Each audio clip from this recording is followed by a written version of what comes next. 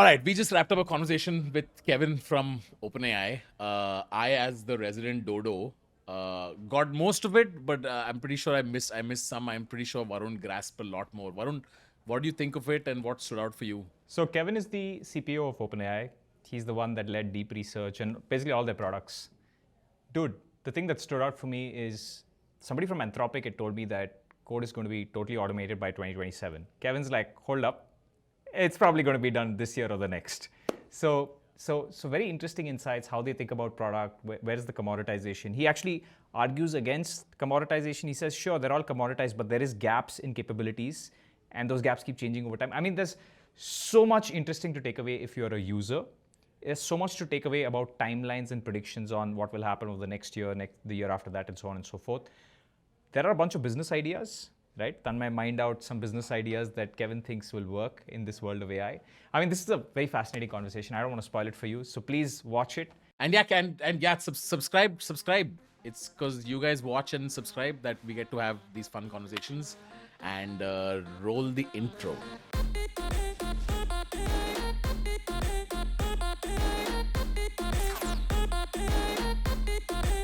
Today's episode, Varun, is gonna be a special one because people get to see somebody outside of the same two mugs that they see every week on the show.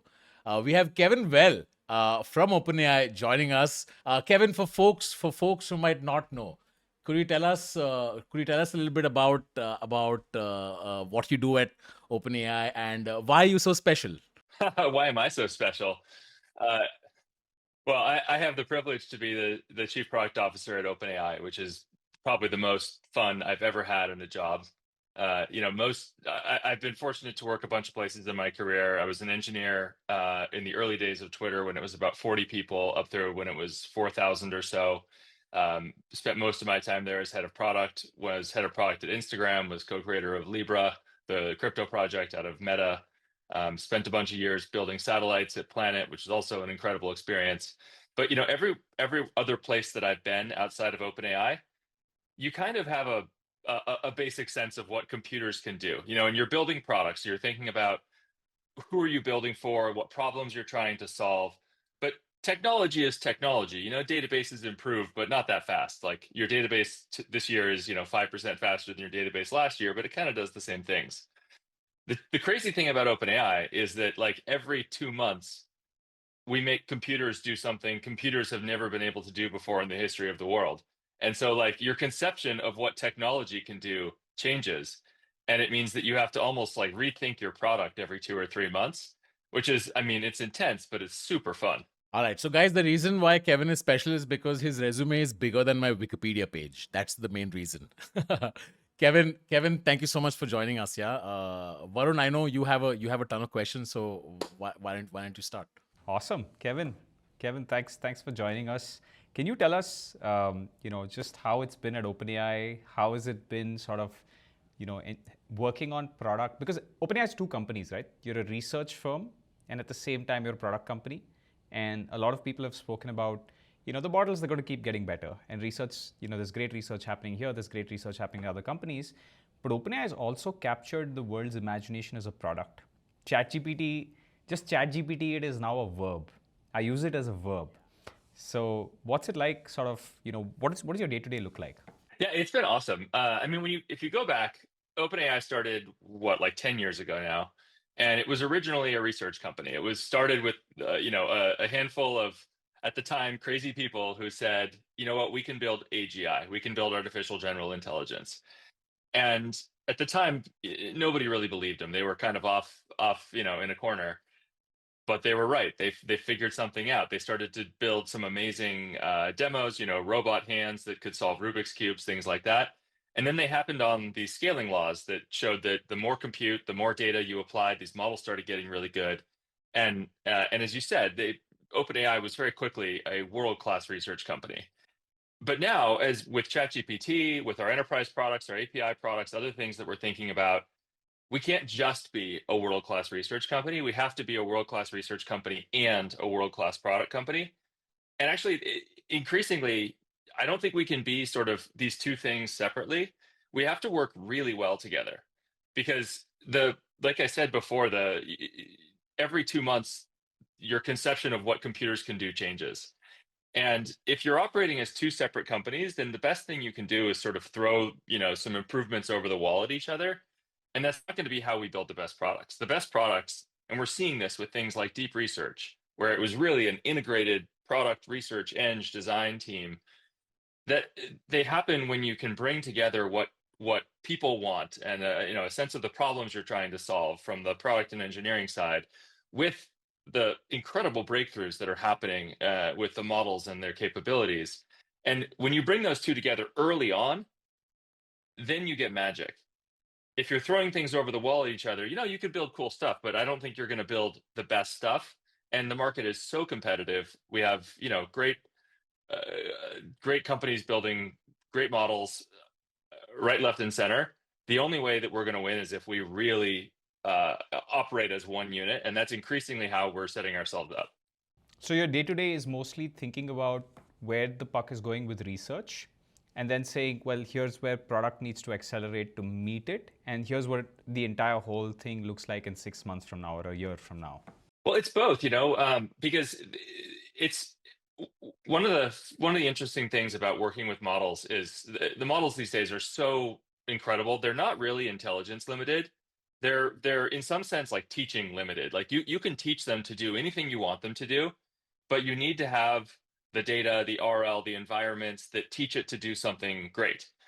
And so there's actually an increasing amount of product work that goes into what are your evals and what are you going to teach the model.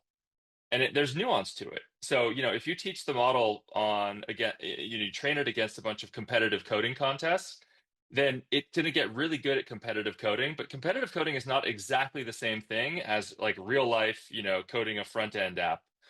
And so you really need to get into what problems are you solving very specifically, and make sure that you're teaching the model the right thing. So that's a part where like actually the product goes backwards into research. And then, like you said, there's all sorts of use cases where the research goes forward into product. There's some new capability, and we're like, okay, how can we build something awesome with this? And it's why you need both groups working together. You get the best of both worlds, and you build something amazing. I see they spend so much time between research and product that there's ends up happening is you have very little time to end up naming the products. That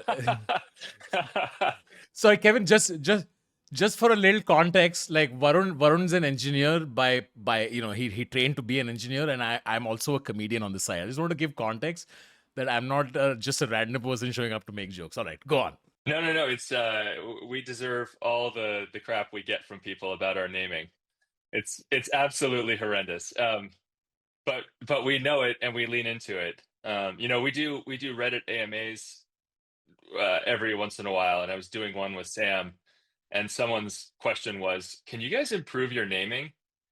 And we were like, "Oh man, how do we respond to this?" We're sitting in a room going back and forth, and in the end, I just responded with 2 letters: no.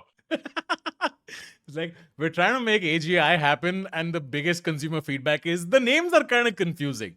You should just name everything AGI 1, AGI 2, AGI 3. It's just easier. Yeah. I'm excited though. Sam talked about this a little bit as we bring the models back together. We've had this bifurcation where historically we had all the GPT models, right? You have GPT 3, 3.5, 4, now 4.5, and these models are fed by bigger and bigger pre-training runs. And then we had this breakthrough last year with reasoning, and because the models were incredible, O1 preview, O1, O3 that's coming soon, can do unbelievable things. The benchmarks, they're off the charts. They can do things that, by all the scaling laws, you would have had to pre-train a model that was 100,000 times the size to get there. So they're incredible in what they can do. But at the time, especially, they didn't have all the bells and whistles that our GPT models did. They couldn't search the web. They couldn't, handle file uploads, et cetera. They're just really good at reasoning. And because of that, we gave them a new name, and we sort of branched the series because we couldn't really combine them. They didn't have the same set of capabilities, but there were times when you really wanted to use one and times when you really wanted to use the other. And, I think that was the right decision, even though it was confusing, because it helped us get these things out into the world. And now people are making advances with them. They're doing amazing things with the models, whether it's like coding or frontier science or other things. Um, and so, in most things, we optimize for velocity. We optimize for putting these new tools in the hands of people so they can do more cool things faster. But we bifurcated. And now, as we've sort of gotten familiarity with these reasoning models, we're teaching them to use all the tools that the GPT series can do. So they can handle file uploads, and they can search the web, and they can use Python as they reason, which is kind of crazy, by the way. Like, as they're reasoning to solve a problem, they can write code to help them like understand it better. um, Super cool when it happens. But so now the O series and the GPT series are starting to have the same sort of capabilities, and it gives us an opportunity to bring them back together. And that's what we're planning to do with GPT-5. So we are working on simplifying, even though we are epically terrible at naming. This is a hard question, but do you have a timeline for GPT-5? I had to ask. It's, I mean, soon enough that we're talking about it, right? So there's a little bit of uncertainty because we do want to actually simplify as we do this, which means all of the tools and everything that people are used to need to work really well. So we are having to teach the reasoning models a bunch of new skills, and it's research, so some things have error bars on them. So I won't give you a time, but it's soon enough. We're not talking about it. We're very serious about it. People are working on it as I speak.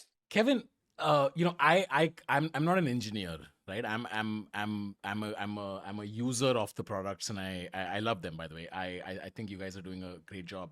As someone who's making the products, right? Like, as time has gone by, we've seen competitors rising, right? And people almost say that, okay, the models could get commoditized. So the actual product and the use cases become that much more important. And now you guys also must have noticed that, okay, everyone's gonna sort of like, if OpenAI leads the way, then the others are sort of gonna come out with similar products. So as someone who's making the products, are you guys now conscious of what the competition's doing while you're making the product, and how do you guys think about continuing to maintain this sort of first mover advantage and a lead as someone who works on the products? Like, how do you guys think about that? It's a great question. And you said, I'll sort of disagree slightly with the framing of the question a little bit, which is I actually don't think that models are becoming commoditized. I think they're moving really quickly, and they're getting better fast. I mean, honestly, the rate at which models are gaining intelligence is unbelievable. Sam was talking a couple weeks ago and said that if you take constant intelligence, take a certain level of intelligence as your benchmark, the cost of that intelligence is coming down by a factor of 10 every year. Hmm. You think about Moore's law, Yeah. which is, basically defined our age for the last 60 years. It's doubling of the number of chips of transistors on a chip every 18 months. And so that's twice every 18 months. This is a factor of 10 every 12 months. So, I mean, massively steeper curve, right? And of course, it's not, intelligence isn't staying constant. It's dramatically increasing at the same time as costs are dropping. I mean, just like a series of trends that are unbelievable. Um, but uh, I don't think that these models are commoditizing. They're just all like, because we're on such a steep trajectory, people catch the lead fast, but that doesn't mean that the lead isn't valuable.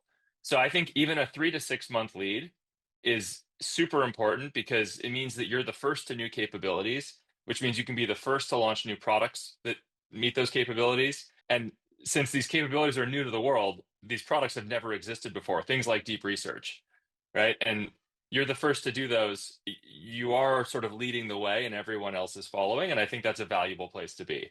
So we're going to do our absolute best to keep the lead that we have. Other people do great research, and there are aspects where other labs are in the lead, and like, more power to them. But we are hyper competitive, and we definitely watch what other folks do. But we want to lead the way. We want to, like, our mission is to ensure that AGI benefits all of humanity. We do that by trying to put AI in everybody's hands, both in the first party products that we build with ChatGPT and others, and by making an API that, 3 million developers are using on a regular basis. to embed AI in like every tool and company and product out there. So like we're going to do everything we possibly can to bring AI to as many people as we possibly can. Yeah, I have a question here, right? Which is actually it's more like a personal observation, which is look, I was about to turn, I'm just being frank, I was about to turn off my ChatGPT subscription and move to Claude for a while. What? Yeah, What? Come this on. was like a short while ago, but then deep research came out, and I was on the regular plan, the plus plan, and then deep research came out, and I heard it was a pro plan, and I was like, you know what, it's probably not going to be that good. But then I saw a lot of tweets about it.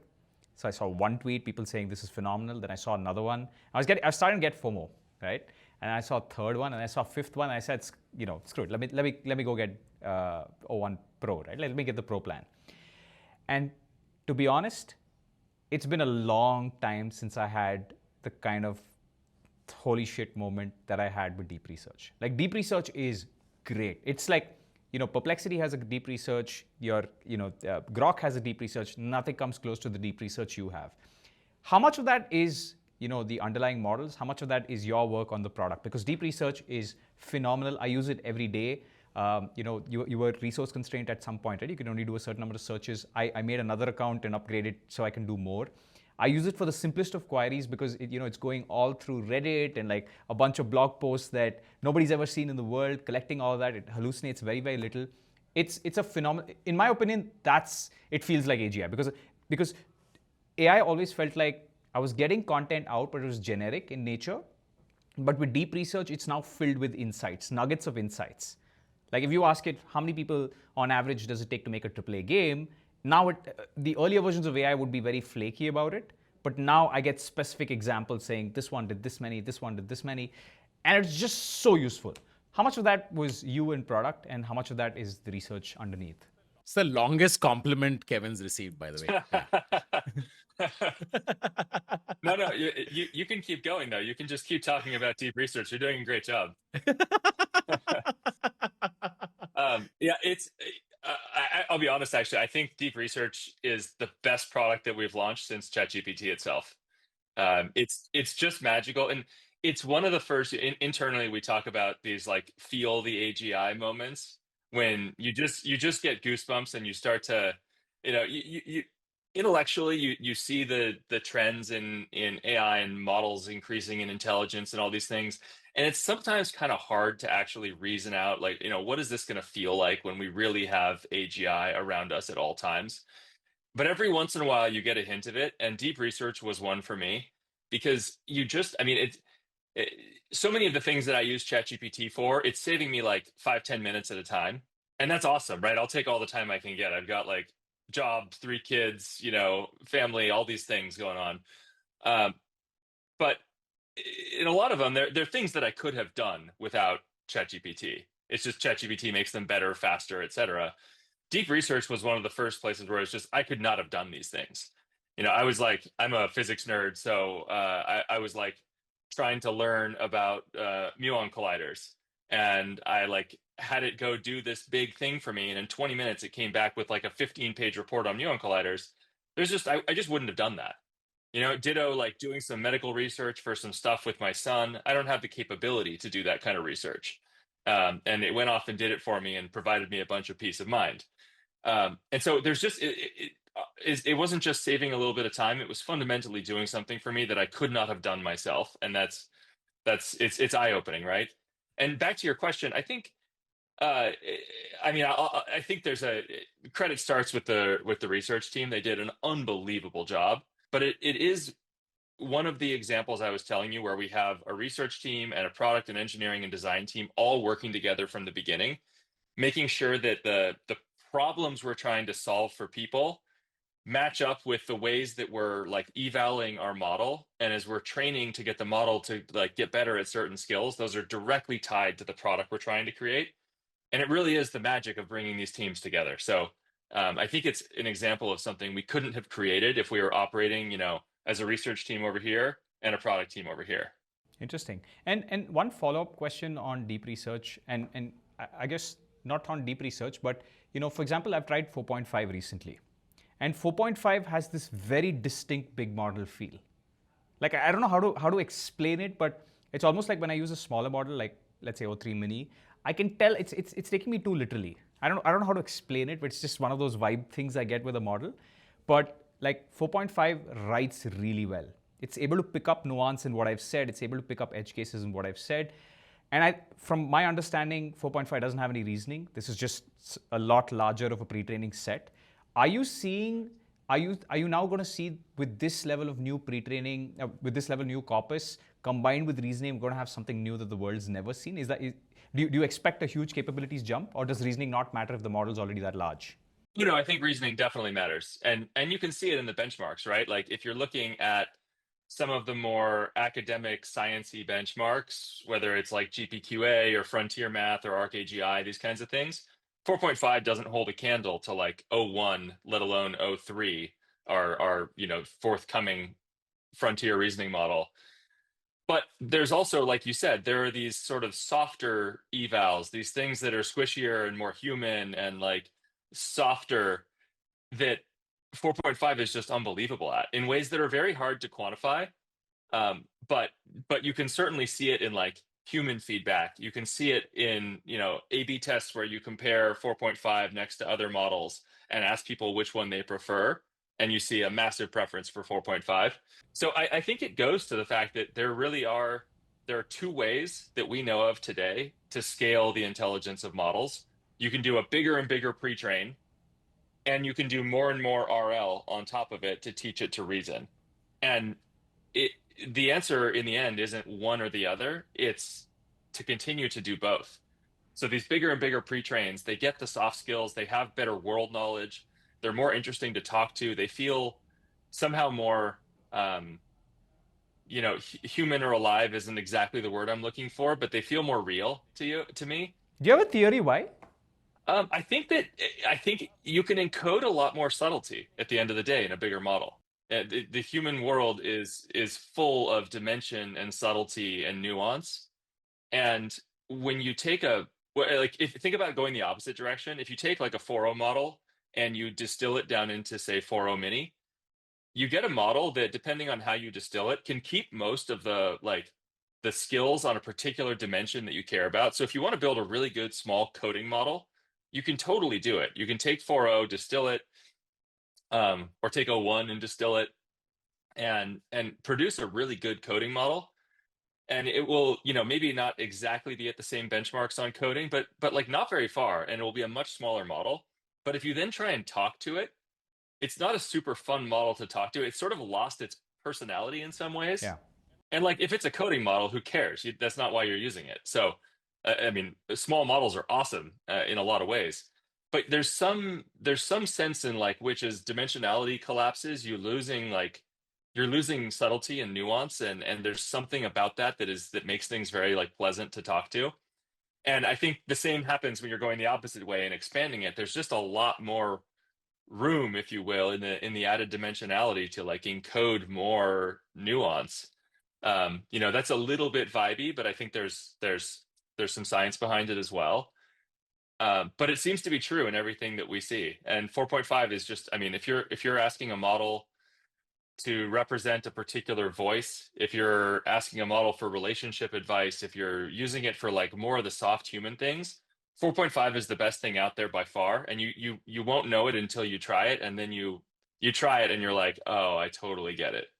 Right? I mean, it sounds like that was your experience. Yeah, it's a better writer. There's something about the writing on 4.5 that just feels human.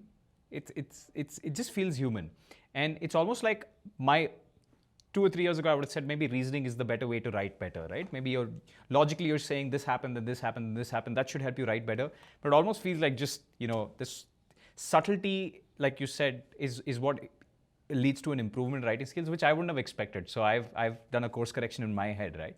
But I have a question here, and I want to ask questions on specific skills, right? I want to start with, let's say, coding, because 3 years ago, if you said, coding is going to be automated, nobody would believe you. They'd be like, the GPT-2 can't do, it's not even competent in this. With GPT-3, sure, it outputs some code, but then you want to make a small button, fine, it can do that. 2 years ago, when we started seeing, a year and a half ago, let's say, when we started seeing GPT-4, it started getting used every day, right? And now it's gotten very good to the point where competitive coding's gotten very good, But also you have this specific, let's say I'm trying to build front end for something, or I'm trying to build the infra for something on the back end. It's able to do a much better job of it now. And I was talking to somebody from Anthropic, right, a few weeks ago, and I said, does Anthropic have a timeline for when code gets like 99% automated? I'm talking about actual functional code that you write for front end and back end. They said, yeah, 2027. Right? Do you have timelines on that? Do you have a theory on where code goes? Because you write this on a daily basis, and you work with the research teams, and you build product. Do you have a timeline in mind, or at least a thesis on how this plays out? I mean, at the rate that we're going, I would be surprised if it's 2027. I think it's going to be sooner. And Kevin's like, if so Anthropic said 2027, we're going to say 2026. Look, so when we launched GPT-4o, like you said, very good coding model, like back end of GitHub Copilot and all these other things. People are using it at scale all over the world. But it doesn't really compare with like when we launched O1 preview, it was a much better coding model because reasoning matters when you're writing code, right? Whether you're anything hard you're doing, if you're doing a crossword puzzle or a Sudoku, you're writing code, you want some level of reasoning, some ability to like break down a problem into smaller problems, form hypotheses, validate or refute those hypotheses, and like that's what reasoning is doing. So O1 preview was, I think, the best, like the millionth best competitive programmer in the world. When you play it against you sort of replay a bunch of programming competitions, it would come in at about a millionth, which doesn't sound that great, but there are, I don't know, 30, 40 million programmers in the world. So you're like top 2-3%. O1, that was O1 preview. O1, when it launched, our first like real launch of a coding model, was something like the 1,000th best engineer in the world at competitive coding contests. O3, which is coming soon, according to the same benchmarks, is the 175th best competitive coder in the world. And as we are starting to train, the successor models, they're already better. And so I think this is the year that, at least by the competitive coding benchmark, this is the year that AI becomes better than humans at competitive code forever, right? In the same way that computers passed humans at like multiplying 70 years ago, and AI passed humans at chess like 15 years ago. This is the year that AI gets better than humans at programming like forever, right? And there's no going back. And we're putting a lot of focus into this. Anthropic's putting a lot of focus into this. Google's putting a lot of focus into this. So of all the things, this is going to move really fast. And I think the world's going to be different because of it. I think a lot better. I mean, imagine all the things that you can do if you don't need to be an engineer to create software. Like software, if you could write software, I mean, the reason that it's actually AI passing humans at software is way more important than AI passing humans at like chess, is that with software, you can create anything you want almost. And so what a democratizing effect this can have on the world if everybody can create software. I was talking to some people, they were relaying, back in the COVID days, they were trying to create for their local like city, they were trying to create a website that allowed them to like track various things related to COVID data. And there were no engineers free, and they didn't have the skills themselves, and they just couldn't do it. And as a result, like they just didn't have that information. I mean, you could do that today. There would be no problem today for any of the top models, let alone when these models are able to produce sort of arbitrary amounts of great software. So I'm excited for this future. It's going to be here very soon. Kevin, but do you really think engineers having more free time is good for the world? Because I have many engineering friends, and I don't need that competitive energy to be channeled into things that I like to do. I mean, I don't know about you. I spend some like non-trivial fraction of my day doing stuff that I wish I did not have to do. I'm like, whether it's work stuff where it's kind of like busy workish, or I'm like filling out forms for my kid's soccer team or something, like there's a big chunk of my day that I just wish could be automated, right? And it should be. And similarly, I was an engineer for a lot of years, and you get to a point, some problems are really hard and you need to like put all of your time and attention into them for a long time. Other times you're like, okay, I know how this is going to work. I just have a lot of typing ahead of me. And it's not super differentiated. I just have a bunch of typing. Varun's smiling, you know it. And like, that stuff should be automated, and it will be. Kevin, as a content creator, right? Like, there's an ongoing discussion around just how much AI generated content is gonna come online. Like Varun's Instagram is basically a lie. It's not Varun at all. Like 95% of his videos are not him, and it's someone clicking three buttons to make it seem like it's Varun. Like, where do you think this is headed? Like, it feels like authenticity is diminishing at a rapid pace. And like, do you guys at OpenAI, is this a concern to you guys? Is this something that you guys think about actively, about what happens to the internet when everything can be generated automatically? Yeah, so I'll give you my personal view on this, which is I think that humans, with most like human creation, there is a sense of like a proof of work that's valued. Um, so if it becomes super easy, and I think it will, to create a bunch of like AI based content, you can already do it with images all the time, right? It it, it it's not there's people value something that they know took a lot of time and energy to create. They don't necessarily value the thing that you can make in 5 seconds. And so, as it relates to, like, take Sora, right? You can't go to Sora today. Sora is our video model for Yeah. folks that haven't heard of it. You can't go to Sora today and be like, Sora, make me a movie, right? It just doesn't work. Yeah. But it can if you give it like really thoughtful, detailed prompts. You can make it create amazing things. And we have a creator internally, who's like worked in the industry before. He can do things with Sora that I can't believe. Like, they're well beyond anything I can do. We have the same tool, but he can still do amazing things with it.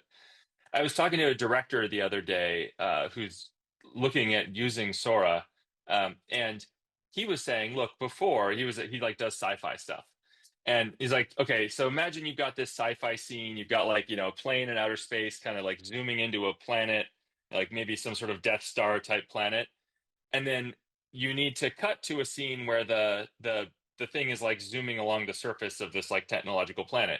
How do you make that cut from one thing to the other? There's a bunch of different ways you could do it. And what he was saying was, look, today I would go to a special effects studio and I would give them like $100,000 and they would make me two different versions of the cut scene. And it would take them a month and I would select from one of those two because that's all I really have. With Sora, he can make, in the space of an afternoon, he can make like 40 different versions of that same cutscene, exploring a whole bunch of different avenues, just like letting his creativity run wild and, sort of collaborating with the AI to do even more. And then at the end of the day, he might still go to that same like special effects studio to do the one that he really likes. But he's going there with a whole bunch of different ideas in his head. He's chosen one out of 50, and then he ends up with something that he likes way better because he collaborated with the AI. I think there's a world like that.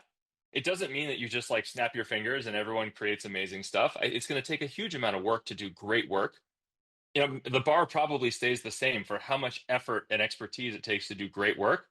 It's just the output with AI can be that much better and maybe that much more accessible to the rest of the world. And faster. I think if you're able to see outcomes, you're not rate limited on somebody else. So you're sort of spending the same number of man hours, but you're saying, well, if a VFX studio is going to take a month to do this, I get the outputs immediately. But I was anyway not putting in the work because I was sort of outsourcing it to them. I was talking to another person from the industry, and they said that, well, the future of creative work or coding is sort of going to turn into management, because this ability that we have now with AI was always available to people with capital. It's called hiring people, right? I don't write nearly as much code as I used to write maybe a year ago, because now I can hire a bunch of people and say, hey, I want to try this experiment, and it's probably going to take them a week to try it out because they're using AI. If you were a creative, either a coder or let's say if you were somebody who's writing content or making ad scripts, how would you pivot to this new world? Because there's lots of people in India and across the world, I'm sure, that value intelligence over everything, right? Saying that, look, I built this from scratch. And it's so hard to fight that, because sometimes, we speak to people and they're like, I wanted to build this from scratch. I know the absolute nitty-gritties of this. And we're like, good, but that should reflect in the outcomes. It's like, but today interviews test for, can you build it from scratch? Yeah. Well, I think the world, I mean, technology is an ever increasing step up the ladder of abstractions, right? We move faster because we're not having to design our own circuits. And then once you have your circuits, you're not having to like write machine code. And then you have assembler, but you don't have to write, you're not writing machine code anymore, you're writing assembler. And then you're writing C, and then you're writing Python.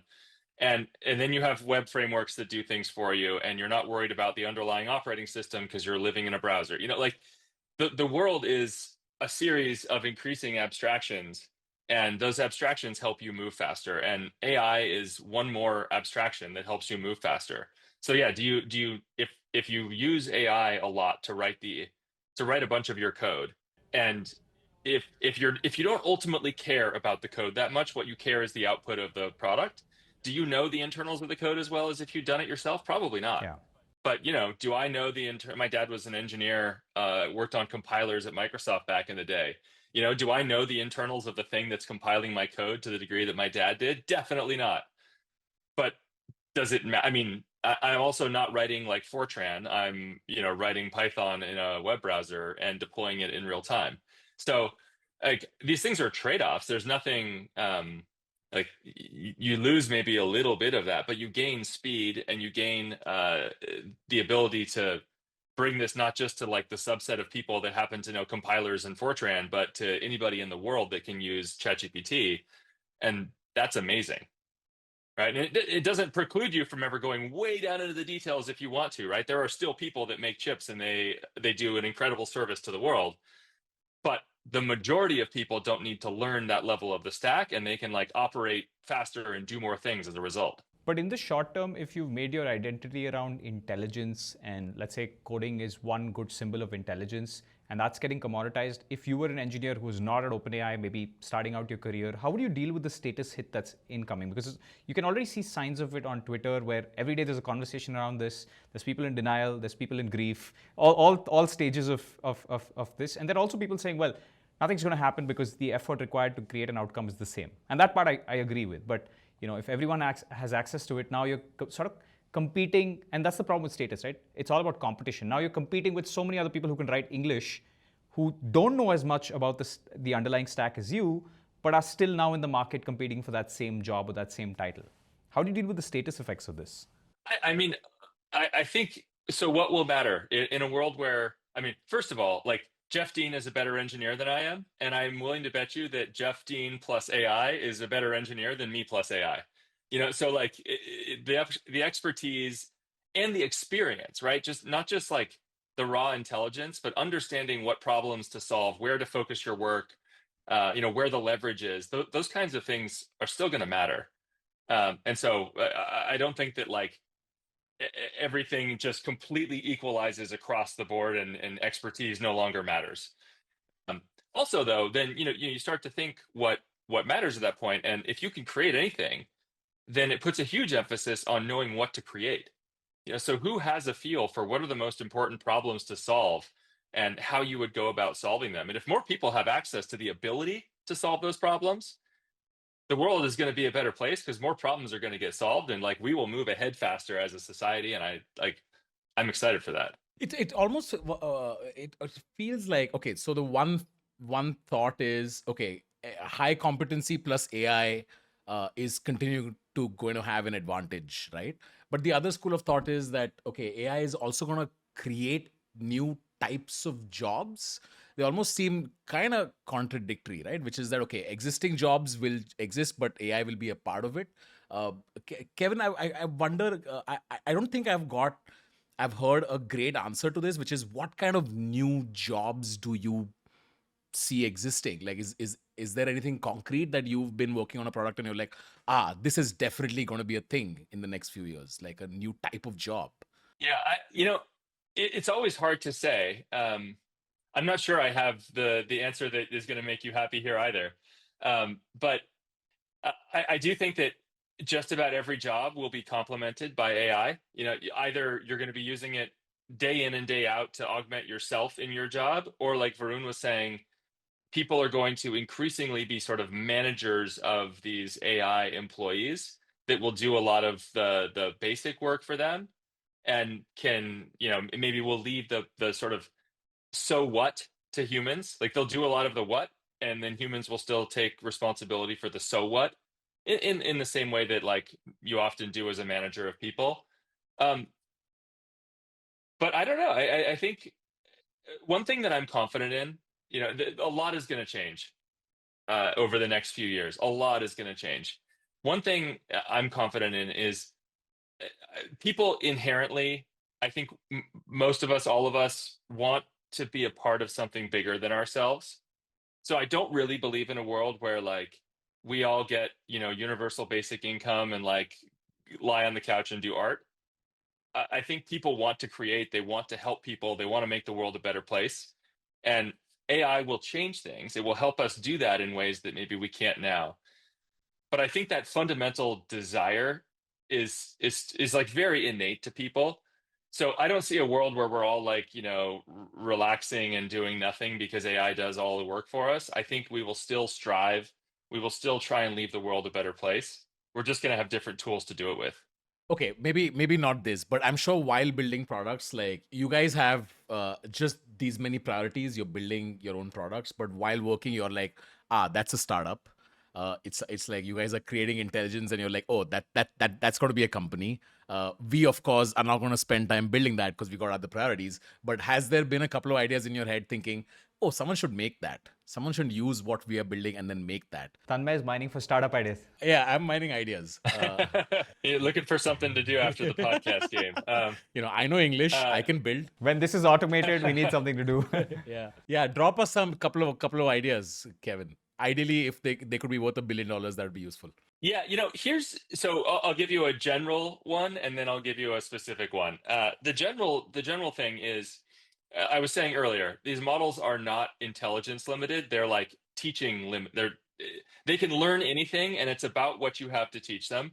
So I think there are a huge range of big companies waiting to be built, leveraging private data, right? The models are trained off of the internet and public data, but the majority of the world's data is not public data. It's private data that's locked up behind the walls of like enterprises, institutions, governments, et cetera. And you can use that to make the models incredible. And so, you're already seeing this in a bunch of places, in legal and others, where they're taking private data and using that to augment the models and make them amazing at like legal functions specifically, and like really dig in and learn legal workflows. I think you can do that across a whole bunch of different things. The specific one is, and this is super relevant for the whole world, for India very, very particularly. I really want to see, I want every kid to grow up with a personalized tutor. And I don't know why it doesn't exist yet today. Like my kids don't have one. I don't know if you guys, know anybody that has one. This feels like one of the most value added things that you could do to meaningfully inflect the pace of change in the world, and like the quality of life all over the world, because every result I've ever seen, every study I've ever seen done, says that kids with normal education plus personalized tutor are like standard deviations above kids that just get a normal education. And then obviously there's kids all over the world that don't get what we would look at as a basic education even to begin with, but they probably have access to like phones, and ChatGPT is free.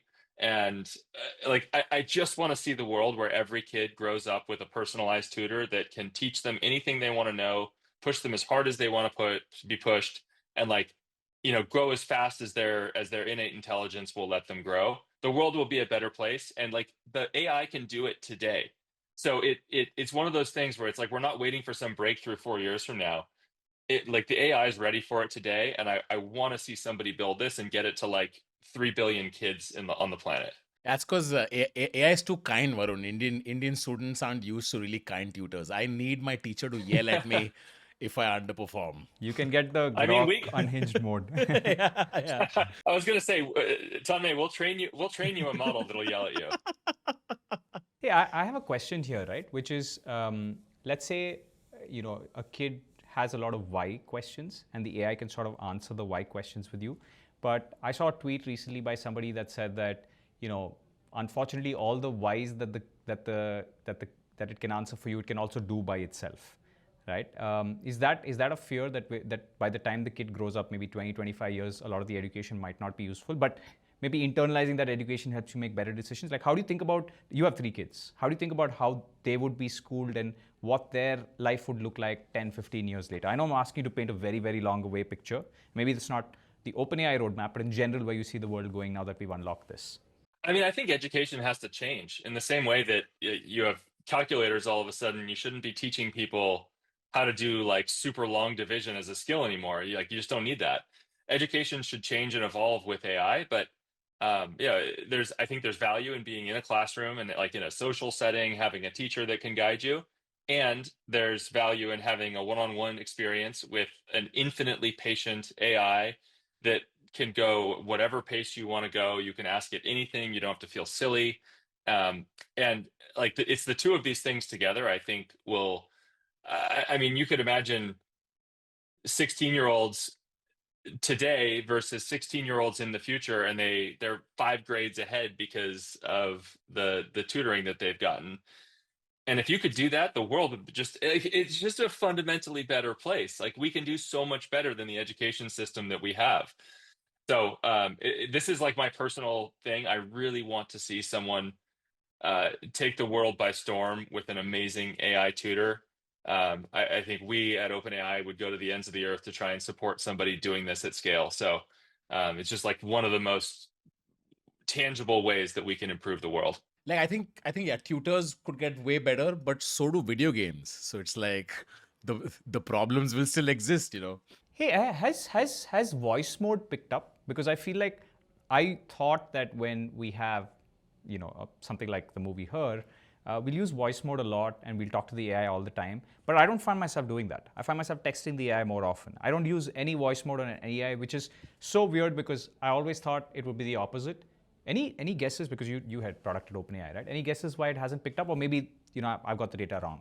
No, I think it'll get there. We have a lot of folks that are using it all the time. So there's a bunch of power users for sure that are, I know people that like walk home from work, and as they're walking, whether to their car, to the bus, whatever, they actually just talk to ChatGPT the whole time, and they take it through their day and like go through the meetings they had, talk about the to-dos, and at the end of the day, they come back with like a set of to-dos from ChatGPT, having like debriefed their entire day. So there's a bunch of really cool use cases for voice. I think it can be also way better than it is. It's still, if you leave a gap in the conversation today, voice mode will jump in because it thinks you're done talking. Humans don't do that. They take cues and in ways that the AI doesn't today. And you still have this, like, you start talking and then it stops and then it starts, and Yeah. like we haven't, as humans, we kind of learn to talk over one another a little bit, and then you kind of learn the cues for when to back off and who continues. I mean, we've been doing it all day in this podcast. And so there are those kinds of cues, like the subtleties that will make this feel really authentic. Like we care a lot about this. I think we're gonna have you're gonna see a lot of improvements real soon. So like voice mode is amazing to me, and also not quite where it needs to be. And I'm very confident that we're going to get there, and that will unlock just like even more, right? You want to be able to speak to ChatGPT in every way that you interact with another human being. Sometimes that's video, sometimes that's voice, sometimes that's like typing, but you need to be able to do all of it. Kevin, sometimes you look at the work you're doing and you think yourself, maybe the answer to this is a physical product. Like, is that something that you've thought of? Yeah, we're starting to look at robotics. TBD whether that's because we're going to go do a big robotics thing ourselves, or we just need to have enough real world experience with it to build great like vision models and real world understanding models. Because no matter what, we know that robotics is going to be a big thing, and we want to power it for lots of other companies doing amazing stuff with robots. So like to me, that's the next, like, first you get the digital world right, and then after you have AGI that's helping us do all kinds of things in the digital world, the next obvious place for that is robotics and real world impact. So if we want to be like the company that we want to be, we've got to be able to play in both.